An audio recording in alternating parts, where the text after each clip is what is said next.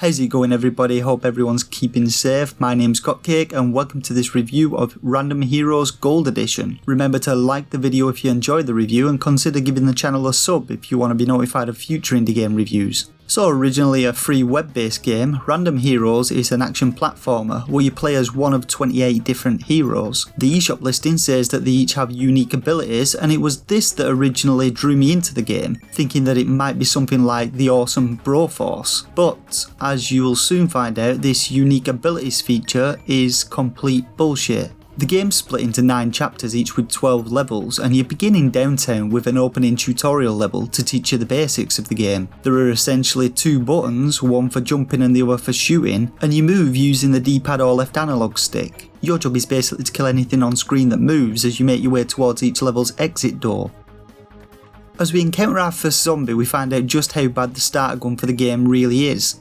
I mean, look at this shit. It takes 12 shots to kill a basic enemy. Have these guys never played a single action platform game before? Each time you kill an enemy, coins will fall out of them for you to collect. This currency is then used to buy new guns in the weapon shop, accessible from the pause menu. Each gun has a damage and speed stat, with more powerful guns becoming increasingly more expensive. Guns are also locked behind a level barrier, meaning that you can't purchase guns until you've reached a specific level. So as we continue onwards through the level, we learn that stepping on spikes and dripping acid are bad, and that medkits dotted about levels can heal 1 bar of your health seen in the top left corner. We also learn about stars, of which there are 3 in total to obtain in each level, each with their own criteria. 1 star is obtained by collecting all the coins in a level, including any coins hidden away in secret areas, which usually require very little searching for.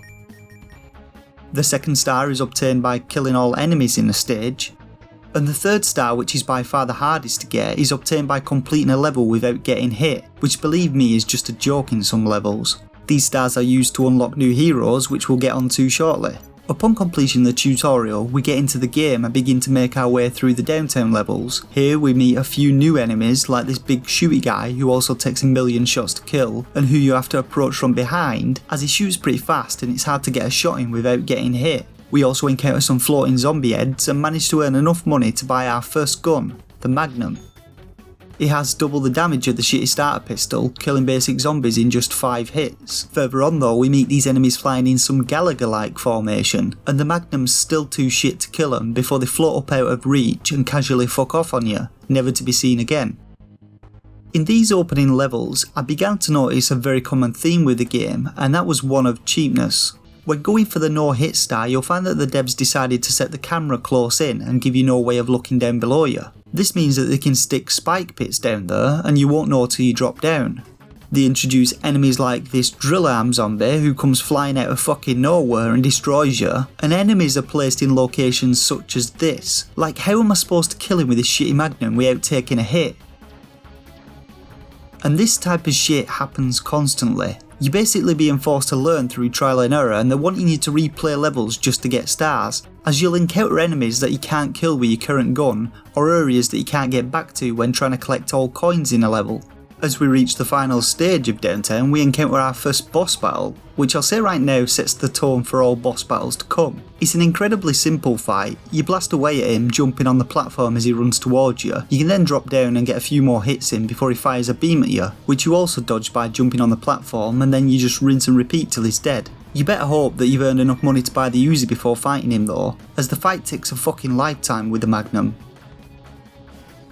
After beating the boss, we head into the next level and everyone's favourite level theme, the sewers. Here, as expected, we find a water which slows your movement speed, and a few new enemies, such as these little slime shits which lay dormant until you get close to them before they charge you, these mortar zombies which fire a series of shots in an arc at you, and these annoying dustbin zombies who fire a couple of shots at you before ducking back into the bin, forcing you to wait until they pop back out before you can shoot them again. As before, the devs like to place these enemies in shitty places just to ruin your no hits run, such as hiding this slime in the water, or sticking the dustbin enemy at the bottom of this blind jump which also has a spike pit.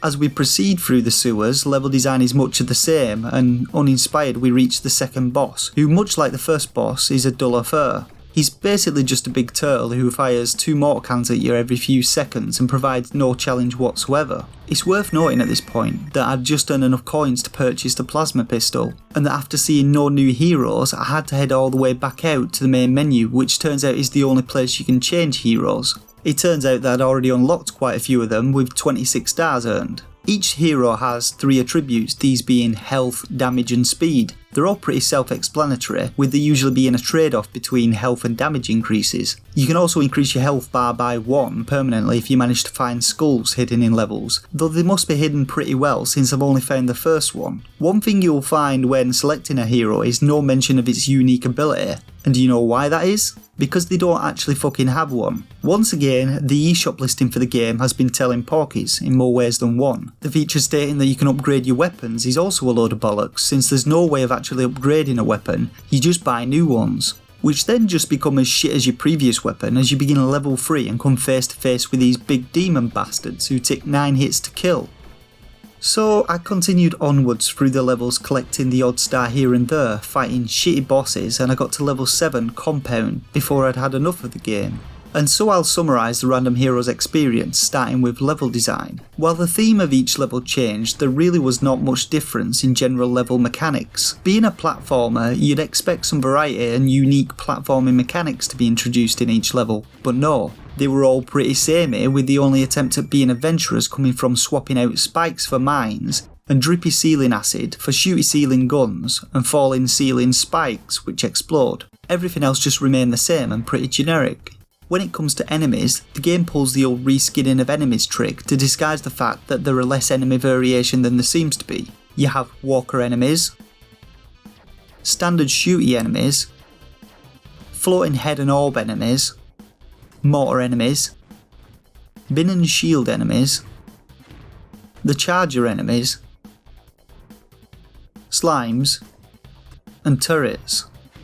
None of them have anything particularly interesting or challenging to offer, and you'll usually just end up standing on the spot while you wait for the shooty guys to turn round, bin duckers to pop out, or turrets to stop firing so you can get a few hits in. The fact that new enemy variants have the health bumped up also means that the new shiny gun you just bought ends up feeling like the shitty gun you replaced it for. And speaking of guns, they generally feel pretty generic with no real attempt to give each weapon a distinct feel, and there's very little in the way of projectile patterns or mechanics. When it comes to bosses, they're all pretty bland and offer zero challenge. They generally involve holding your shoot button, dodging a few enemy projectiles, and swapping screen sides with the boss every now and then. Finally, turning our attention to heroes, you'll find that you basically only give a shit about the ones with extra damage and health. You only need to get 84 stars in total to unlock them all, and like me you'll probably have achieved this without much effort by the time you hit level 5. After this you may as well just rush through levels as fast as possible if you want to finish the game, as star collecting is pretty pointless after you unlock the final Jester hero. So given all that has been said, I've decided to give Random Heroes Gold Edition 1 out of 5 stars. If I could sum it up in one word, that word would be generic.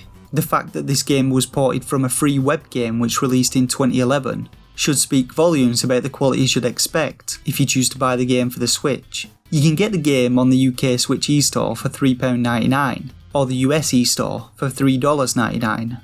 The game will also be available soon on Steam, or if you want to save your wallet, you can experience the game for free in your browser.